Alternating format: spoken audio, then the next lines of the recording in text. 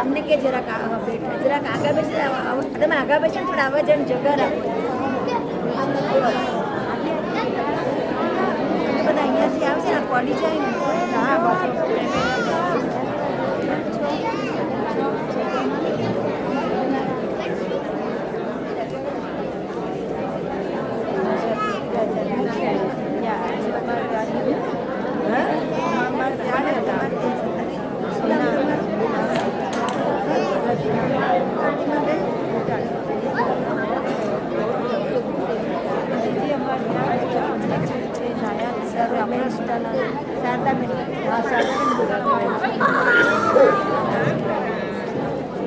મને વર્ષો થયું કારણ કે અમે સાથે જ હતા ગાંધીમાં કોઈ બની તમે જોયા ના ના બરાબર છે અહીંયા પચાસ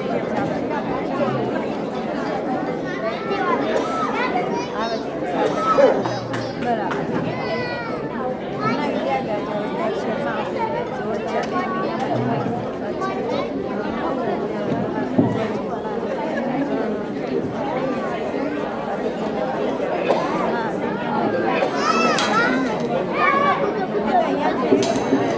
कृष्ण कन्हैया लाल की, श्री गोवर्धननाथ, श्री वल्लभाधीश की।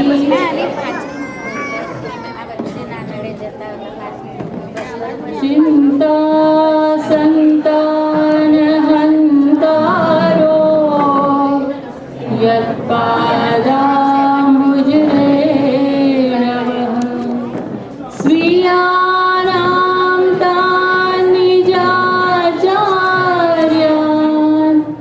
प्रणमामि मुहुर्मुहुः यदनुग्रहतो जन्तुः सर्वदुःखातिगो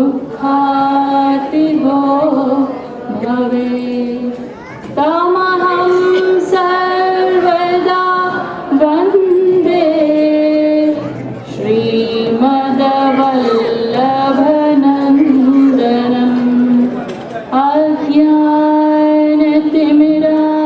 अज्ञानतिमिरान्धस्य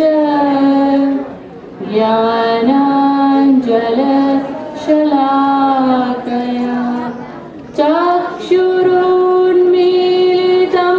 येन तस्मै श्री गुरवे नमः। नमामि हृदयशेषे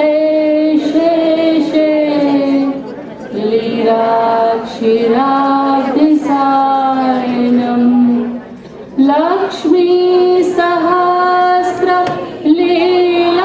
लक्ष्मीसहस्रलीलाभिः सेव्यमानं कलानिधिं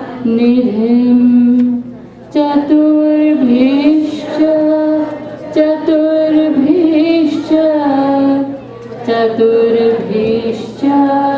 त्रिभिस्तथा षड्भिर्विराजतेऽसौ पञ्चधारदयेम।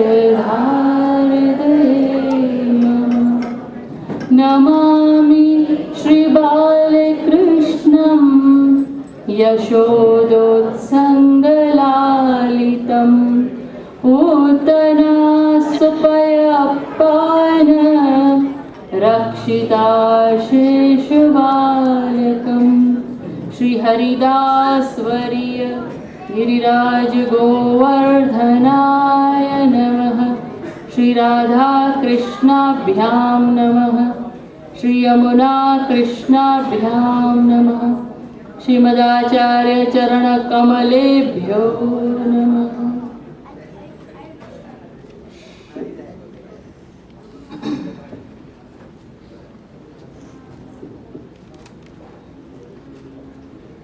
सभी को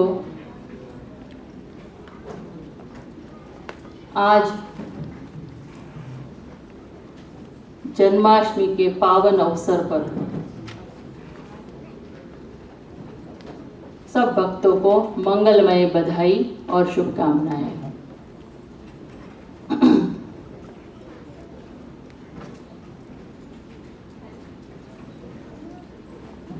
जन्म और मृत्यु। जब हम पृथ्वी पर आते हैं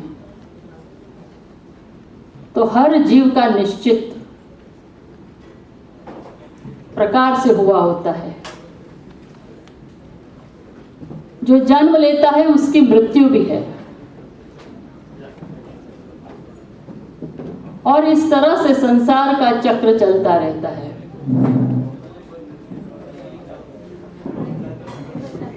पर जब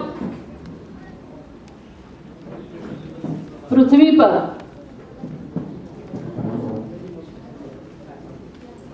जीवों के उद्धार के लिए अजन्मा प्रभु जन्म लेते हैं, उस जन्म को हम प्रादुर्भाव उत्सव कहते हैं। प्रादुर्भाव यानी जो हमेशा है, नित्य है, जो अपने निज धाम में सदैव विराजमान है, जो किसी को दिखता नहीं है, उसकी इच्छा, उसकी कृपा बिना कोई उसका साक्षात्कार कर नहीं सकता। और जब उसकी इच्छा होती है तो वो पृथ्वी में नहीं दिखने वाला वो परमात्मा जगत में पधार कर जन्म लेता है, ऐसा आभास कराता है। वो होता नहीं है, क्योंकि पंच महाभूत का शरीर जीवों का है और परमात्मा, परब्रह्म परमात्मा, जिसे श्री कृष्ण चंद्र कहते हैं, 16 कला संपूर्ण, उनका आनंद आकार है।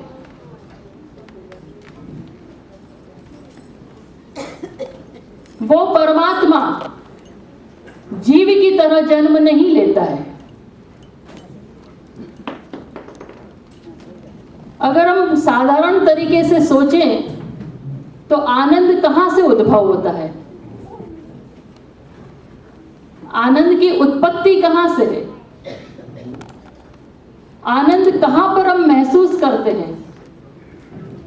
वो आनंद हृदय में होता है, आत्मा में, मन में होता है, हृदय में होता है। वो आनंद किसी दूसरी इंद्रियों से अनुभव नहीं होता। और वो हृदय का आनंद है। पर जब कोई चीज परमात्मा से जुड़ती है तो वह हृदय से भी आगे एक तत्व है जिसे कहते हैं आत्मा। उस आत्मा से जो आनंद अनुभव में आता है, जो आत्मा से जो उत्साह उत्पन्न होता है, उसे कहते हैं उत्सव। और चूंकि परमात्मा का आकार भी आनंदाकार है और परमात्मा का स्वभाव भी आनंद में है और परमात्मा का स्वरूप भी आनंदमय है, इसीलिए जो आनंद आत्मा से है तो प्रभु का जन्म भी कहां से होगा? आत्मा में से। जैसे हम लौकिक जीव हैं, उसका तो जो बर्थ होता है, जन्म होता है, वो प्रकार आप लोग जानते ही हैं। तो वो तो एक साधारण प्रोसीजर है। पर जब परमात्मा एक अजन्मा जन्म लेता है, जिसे मैंने कहा, अभी शब्द प्रयोग किया कि प्रादुर्भाव, जो नित्य है, दिखता नहीं है, फिर भी दिखने लगता है।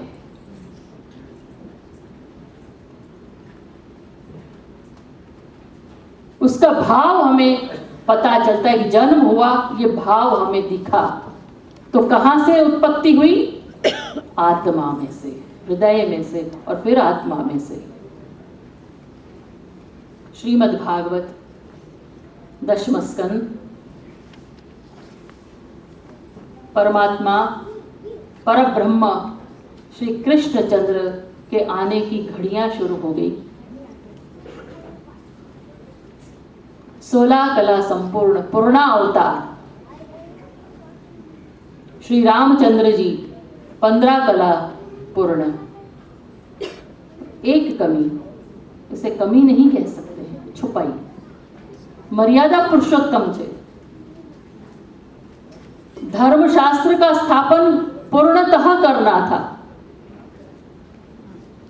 मर्यादा की, धर्मशास्त्र की मर्यादा की परिनिधि में रहकर जो लीला करनी थी, जो कार्य करना था भगवद अवतार का, तो श्री रामचंद्र जी 15 कला परिपूर्ण होकर पधारे।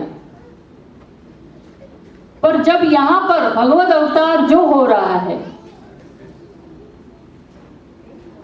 वो 16 कला परिपूर्ण, यानी एक जो कला छुपाई उसे कहते हैं कृपा। कृपा नाम का तत्व परमात्मा ने छुपा रखा था। मर्यादा पुरुषोत्तम प्रभु बनते हैं तो दया से सबका उद्धार करते हैं। पर जब परमात्मा दैवी जीवों का, यानी अपनी निज सृष्टि, जो गोलोक धाम निज धाम में विराजते हैं, और उस जीवात, उस सृष्टि को जब ब्रज के अंदर उन्होंने प्रकट करने का संकल्प लिया, उनकी भावना हुई कि मैं ब्रज में आकर मेरा जो निज धाम है उसको मैं प्रकट करूं, तो उन्होंने अपनी एक कला जो कृपा युक्त थी उस ब्रज मंडल में प्रकट की। और आप 10वां स्कंद में कई बार आपने कृष्ण लीलाएं सुनी, कितनी तरह की। उसे पुष्टि कार्य कहते हैं। जब प्रभु कृपा करते हैं तो उसे पुष्टि कार्य कहते हैं।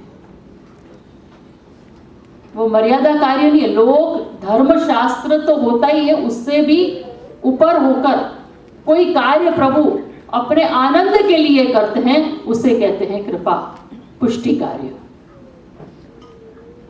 तो परमात्मा को पुष्टि कार्य भी करना था, निज सृष्टि को कृपा बल से खींचना था, और दूसरा कार्य था प्राणी मात्र का उद्धार। तो परमात्मा श्री कृष्ण का एक स्वरूप मथुरा लीला का, जिसमें कंस इत्यादि को मारकर और वह व्यवस्थित शासन किया, सबका उद्धार किया, कितने लोगों का, और फिर द्वारिका पधारे और द्वारिका लीला की, और द्वारिका में से ही द्वापर के अंत में यानी एंड में, और कलयुग की शुरुआत होने वाली थी। तो कलयुग के जीव किस तरह जी पाएंगे, ये सोचते हुए महाभारत के प्रसंग में परमात्मा ने, श्री कृष्ण ने गीता का ज्ञान उपदेश दिया। अब जो ये मथुरा लीला, द्वारिका लीला, गीता गायक श्री कृष्ण और ब्रज लीला ग्वाल बाल गोपीजनों के साथ खेलता, ग्वालियाओं की तरह एक साधारण लीला में भी असाधारणता प्राप्त किए हुए ऐसी एक लीला का जो भगवान कृष्ण कन्हैया का जो स्वरूप है वो है ब्रज लीला। ऐसे दो कृष्ण, कृष्ण तो एक ही है, कोई दो नहीं है। पर जब भगवान जब पूर्णा अवतार लेते हैं तो एक साथ अनेक कार्य करते हैं।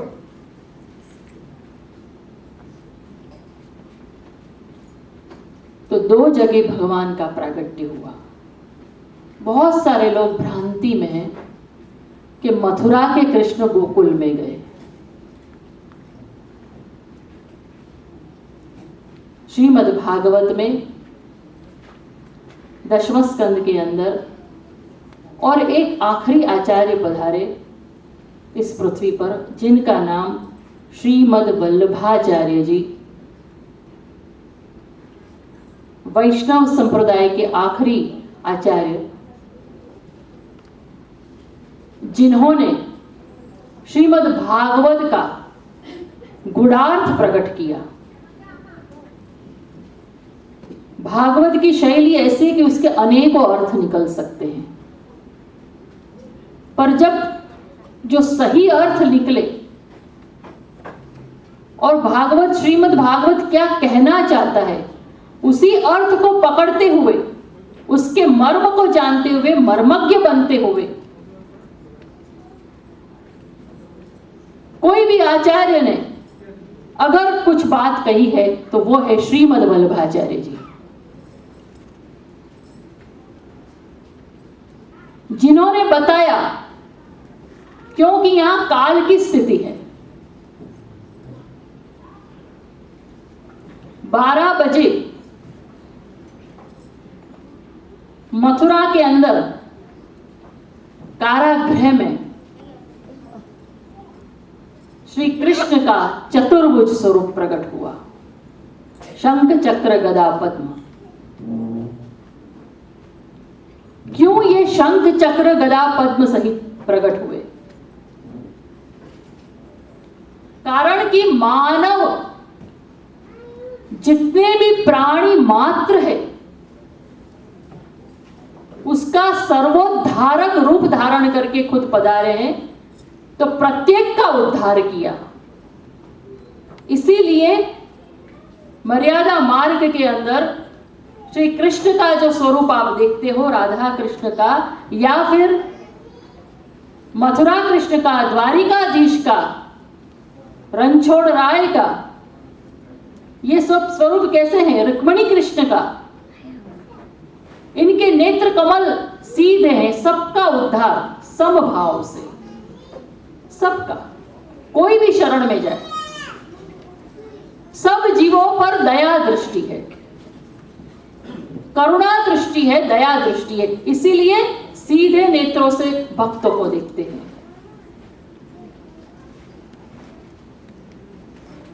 और जो भी कामना करके प्रभु के पास आते हैं, उनको उन फलों का दान कर कर सर्व का दुख हरण करते हैं। इसीलिए श्री हरि सबके दुखों का, संतापों का हरण कर ले और सबको दया दृष्टि से, दया भावना से, उनके जो भाव है उसका दान करे, उसको कहते हैं श्री हरि।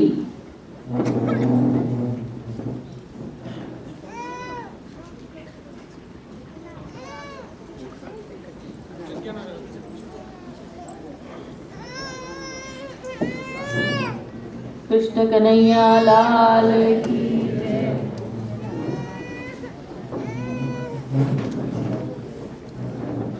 तो कारागृह के अंदर एक छोटा सा चतुर्भुज बालक का प्रागट्य हुआ।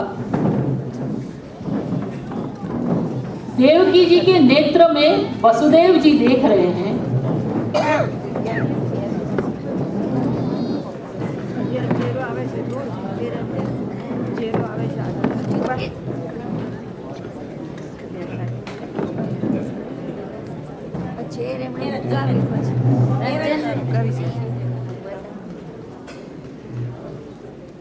सब लोग शांति से बैठिए, आवाज किए बिना, क्योंकि अब थोड़े ही समय में कृष्ण जन्म होने वाला है और हमें प्रभु को बड़े भाव से अपने हृदय में पधराना है। यहाँ पंचामृत के दर्शन भी करने हैं।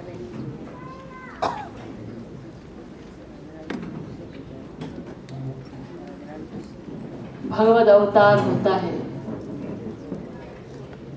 आनंदमय स्वरूप का अवतार होता है, तब हृदय में आनंद और उल्लास प्रकट होता है। जहां क्लेश होता है वहां परमात्मा नहीं होता, जहां प्रेम होता है वहां पर परमात्मा होता है।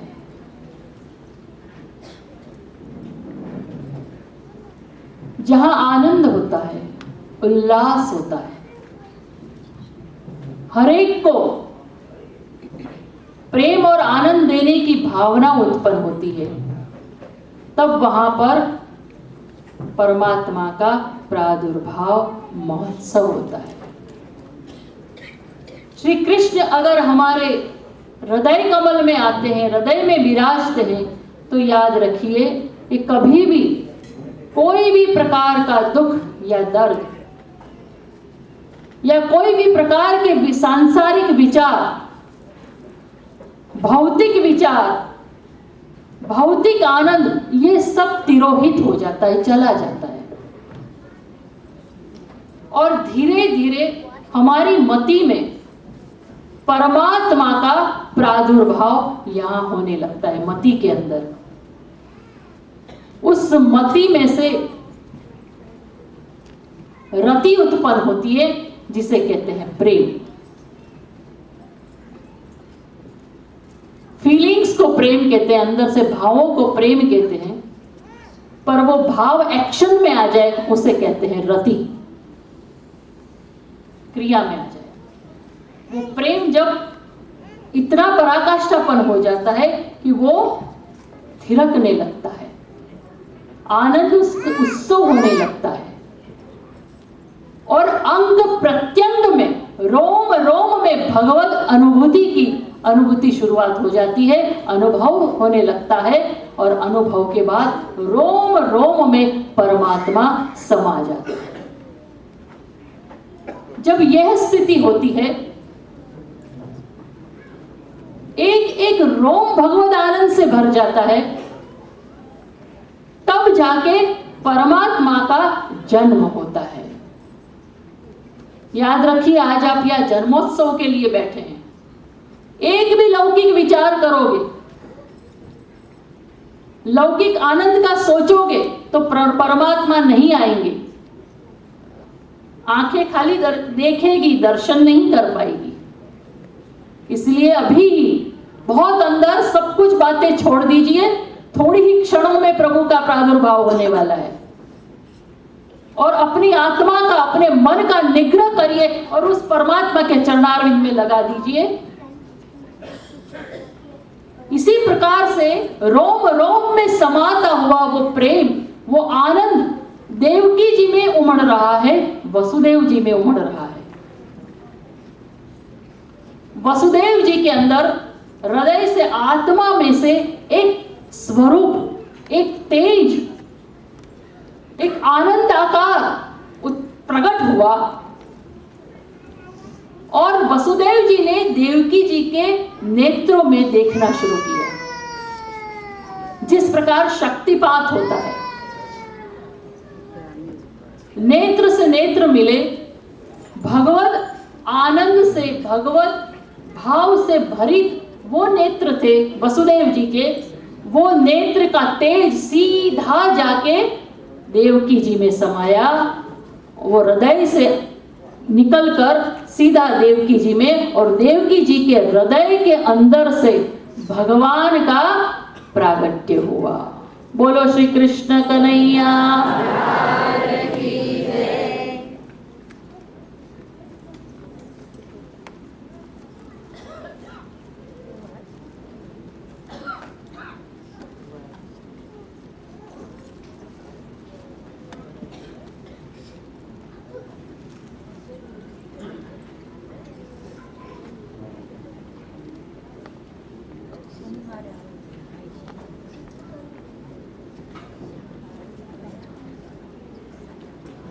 और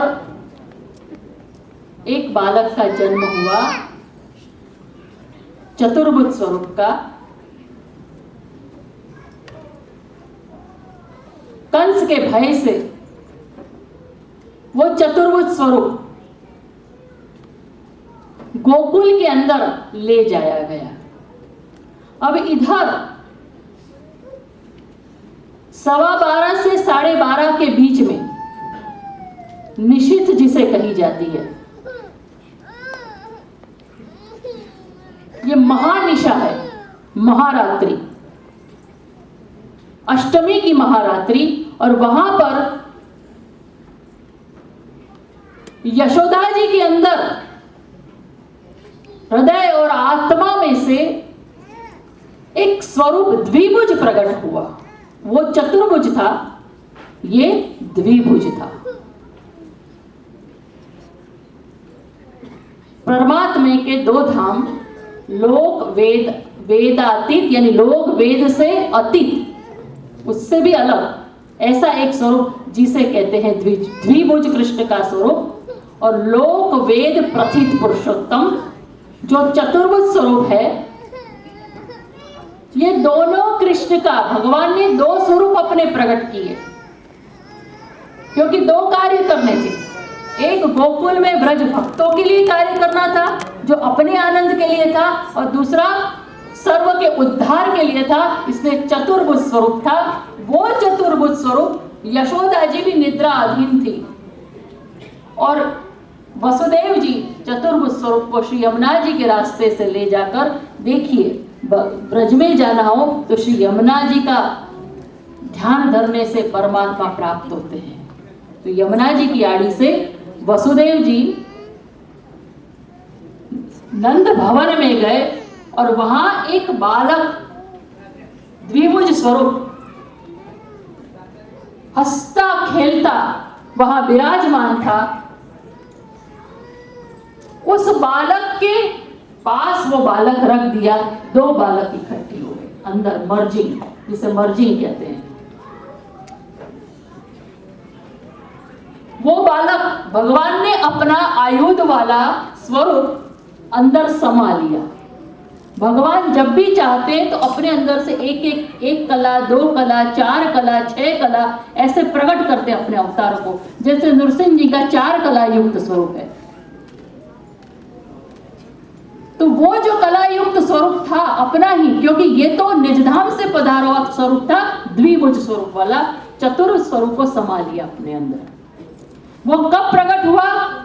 जब अक्रूर जी लेने आए मथुरा में, तब वो स्वरूप चतुर्भुज वाला प्रकट हुआ, और चतुर्भुज स्वरूप वहां गया। द्विभुज स्वरूप गोपियों के, व्रज भक्तों के अंतर आत्मा में विराजमान हो गया। ये लीला है पूरी। इसीलिए जो पुष्टि भाव वाले वैष्णव हैं या केवल व्रज के कृष्ण को मानने वाले हैं, वो द्विभुज स्वरूप जो यशोदा जी के यहाँ प्राकट्य हुआ है उस स्वरूप को मानते हैं, और मर्यादा मार्ग में देवकी कृष्ण को मानते हैं। ये भेद आप लोग को मैं खास इसलिए समझा रही हूँ कि आपको खबर पड़ेगी क्या है चीज। अब तो जन्माष्टमी की घड़ी आ रही है। हमें भगवत भजन से, धुन से ऐसी धुन लगानी है कि परमात्मा का अवतार हो, ऐसा प्रादुर्भाव हो कि हमारे जीवन में, हमारे अंतरात्मा में आनंद ही आनंद, उत्सव ही उत्सव शुरू हो जाए। बोलो श्री कृष्ण कन्हैया लाल की जय। मेरा अल्प वक्तव्य मैं प्रभु श्रीनाथ जी के चरण कमलों में समर्पित करती हूँ, और आपको फिर से खूब जन्माष्टमी की शुभकामनाएं।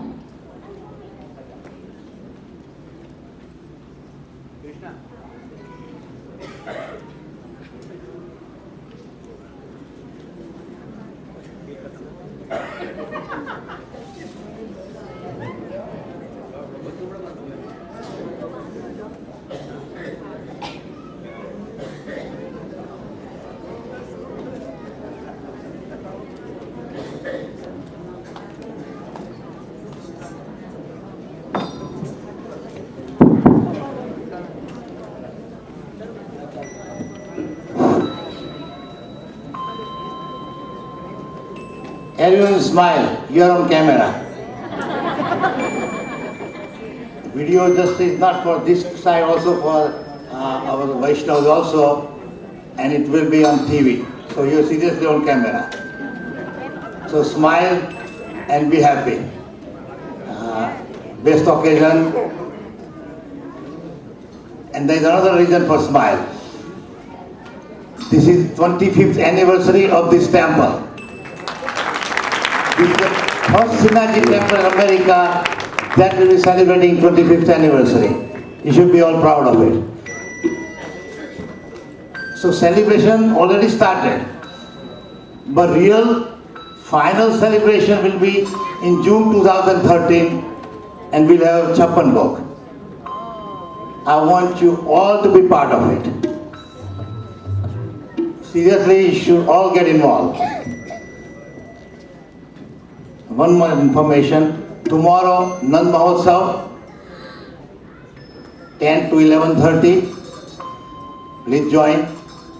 And 18th of August, Adhik Maas starts. You know, Adhik is Adhik.